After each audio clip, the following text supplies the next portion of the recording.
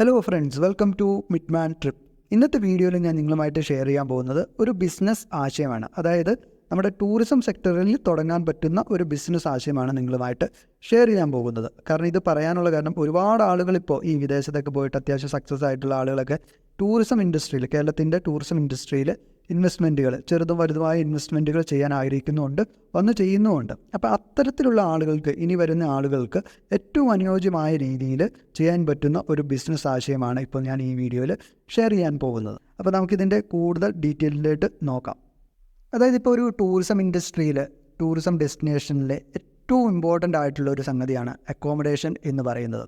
ഒരു ഡെസ്റ്റിനേഷനിലെ ഏറ്റവും ടോപ്പ് ലെവലിലേക്ക് എത്തിക്കുന്നത് ആ ഒരു സ്ഥലത്തെ അക്കോമഡേഷൻ ഫെസിലിറ്റീസിൻ്റെ ഒരു ഇതാണ്. ഇപ്പോൾ നമുക്കൊരു എക്സാമ്പിൾ എടുക്കുകയാണെങ്കിൽ, ഇപ്പോൾ മൂന്നാറും അതുപോലെ തന്നെ വാഗമണ്ണും നമുക്കൊരു എക്സാമ്പിൾ എടുക്കുകയാണെങ്കിൽ, ഒരു ഡെസ്റ്റിനേഷനെ ടോപ്പ് ലെവലിൽ എത്തിച്ചതിൻ്റെ ഏറ്റവും വലിയ കാര്യം എന്ന് പറയുന്നത് അവിടുത്തെ അക്കോമഡേഷൻ ഫെസിലിറ്റീസാണ്.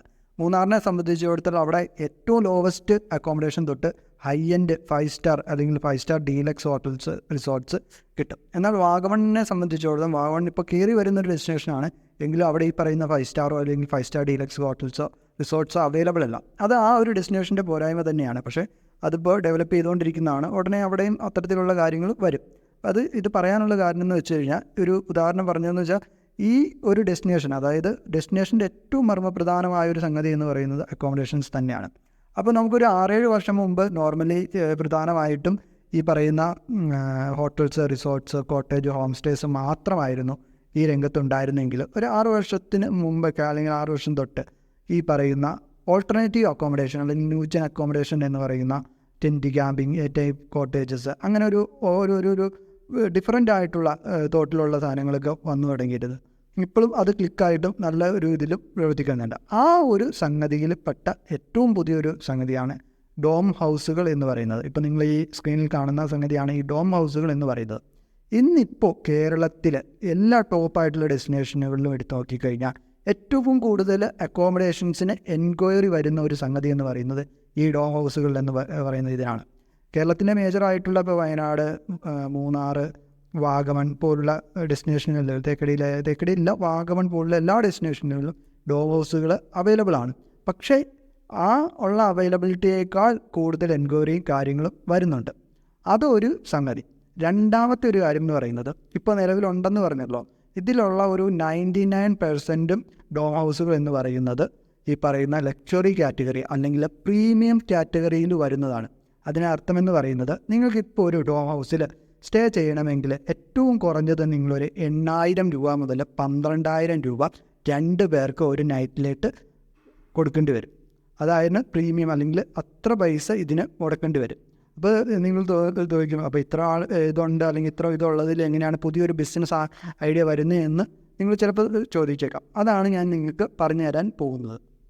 ഇപ്പോഴത്തെ നിലവിലുള്ള എല്ലാ ഡോം ഹൗസുകളിലും അല്ലെങ്കിൽ 99% ഡോം ഹൗസുകളും ഞാൻ പറഞ്ഞ പോലെ പ്രീമിയം കാറ്റഗറിയിൽ വരുന്നതാണ്. ഒരു സാധാരണക്കാരനെ കൊണ്ടോ അതല്ലെങ്കിൽ ഒരു ബഡ്ജറ്റ് ട്രിപ്പ് നടത്തുന്ന ഒരാളെ കൊണ്ടോ ഒരു കാരണവശാലും അതിൽ പോയി സ്റ്റേ ചെയ്യാൻ പറ്റില്ല.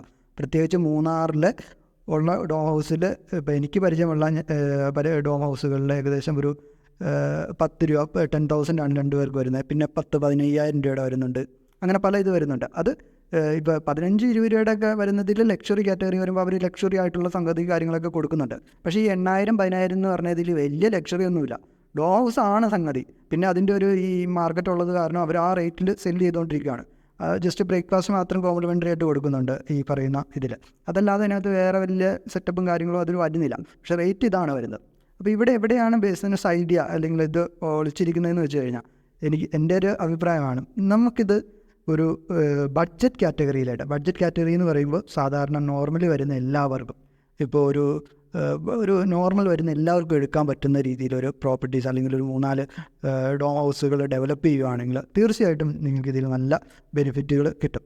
അതായത് ഈ ബഡ്ജറ്റ് കാറ്റഗറി എന്ന് പറയുമ്പോഴത്തേനും എൻ്റെ ഒരു അഭിപ്രായം വെച്ചിട്ട് ഒരു 3,500 രൂപ 2 പേർക്ക് 2 അഡൽട്ട് വിത്ത് ബ്രേക്ക്ഫാസ്റ്റ് കൊടുക്കുകയാണെങ്കിൽ അത്യാവശ്യം നല്ല രീതിയിൽ ബുക്കിങ് കാര്യങ്ങൾ കയറും. അത് ഡെഫിനറ്റ് ആയിട്ടുള്ള കാര്യമാണ്. കാരണം ഇപ്പം നമ്മളെയൊക്കെ വിളിക്കുന്ന ആളുകൾ ഈ നമ്മൾ പരസ്യം ചെയ്യുന്ന ഇതൊക്കെ കണ്ടിട്ടാണ് വിളിക്കുന്നത്. വിളിച്ച് കഴിഞ്ഞ് റേറ്റ് പറയുമ്പോഴാണ് ഇവർക്ക് അയ്യോ അത്ര റേറ്റ് ആണോ എന്ന് പറഞ്ഞിട്ട് ഇവർ അപ്പോൾ നമുക്ക് മനസ്സിലാവും അത്. കാരണം ആഗ്രഹം കൊണ്ട് വിളിക്കുന്നതാണ്. പക്ഷേ ഈ 10,000-8,000 രൂപ കൊടുത്തിട്ട് എല്ലാവർക്കും ഒന്നും പോകാൻ പറ്റില്ല. അത് പോകാൻ പറ്റുന്ന ആളുകളുണ്ട്, പക്ഷേ എല്ലാവരും ഒന്നും പോകാൻ പറ്റുന്ന ഒരു ഇത് അല്ല. ആഗ്രഹമുള്ള ആളുകൾക്ക് കുറച്ച് ബഡ്ജറ്റായിട്ടൊരു 3500 രൂപ 4000 രൂപ റേഞ്ചിൽ 2 അഡൽട്ട് വിത്ത് ബ്രേക്ക്ഫാസ്റ്റ് കൊടുക്കുകയാണെങ്കിൽ തീർച്ചയായിട്ടും ഈ സംഗതി ക്ലിക്ക് ആവുമെന്നുള്ള കാര്യത്തിൽ 100%.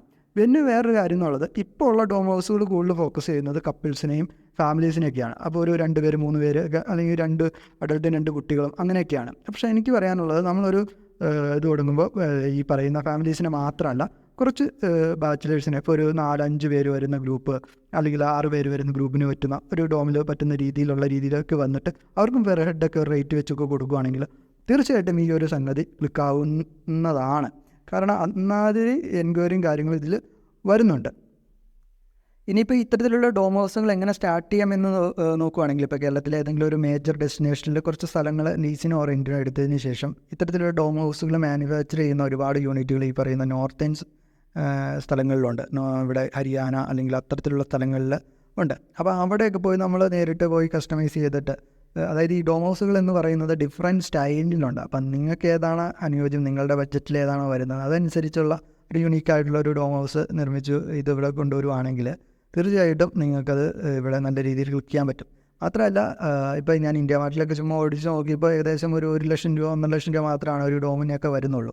അത് അവർ ഓൾറെഡി പണിത് വെച്ചിരിക്കുന്നതാണ്. അതല്ലാതെ നമ്മളിപ്പോൾ പോയി കസ്റ്റമൈസ് ചെയ്തിട്ട് ബാർഗനൊക്കെ ചെയ്യുകയാണെങ്കിൽ ചിലപ്പോൾ റേറ്റുകൾ കുറയാം, ചിലപ്പോൾ നിങ്ങളുടെ സ്റ്റൈലിലേക്ക് വരുമ്പോൾ ചിലപ്പോൾ കുറച്ചുകൂടി റേറ്റുകൾ കൂടാം. എങ്കിലും വലിയൊരു ഹ്യൂജ് ഇൻവെസ്റ്റ്മെൻറ്റ് ഇതിനകത്തേക്ക് വരുന്നില്ല. അപ്പോൾ അങ്ങനെ ഇതൊരു 3-4 തുടക്കം സ്റ്റാർട്ട് ചെയ്തിട്ട് നല്ല രീതിയിൽ മാർക്കറ്റൊക്കെ ചെയ്യുകയാണെങ്കിൽ നല്ല രീതിയിൽ ഇത് ബെനിഫിറ്റും കാര്യങ്ങളൊക്കെ പറ്റുന്നതാണ്. ഒരു തുടക്കക്കാരൻ എന്ന നിലയിൽ ഈ പറയുന്ന ഇൻഡസ്ട്രിയിലേക്ക് വരാൻ, അല്ലെങ്കിൽ ടൂറിസം ഇൻഡസ്ട്രിയിൽ ഇൻവെസ്റ്റ് ചെയ്യാൻ പറ്റുന്ന ഏറ്റവും നല്ലൊരു മാർഗ്ഗമായിട്ടാണ് എനിക്ക് തോന്നുന്നത്.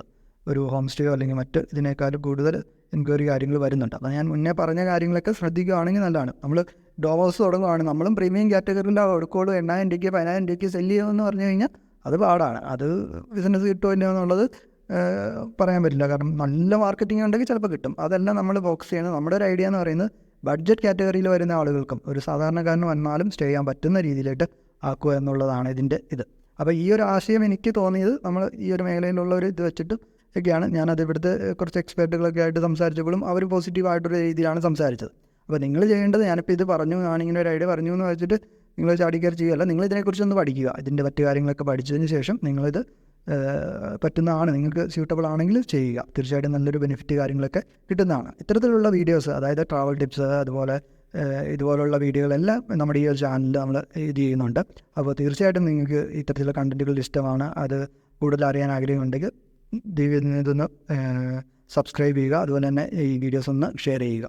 Thank you.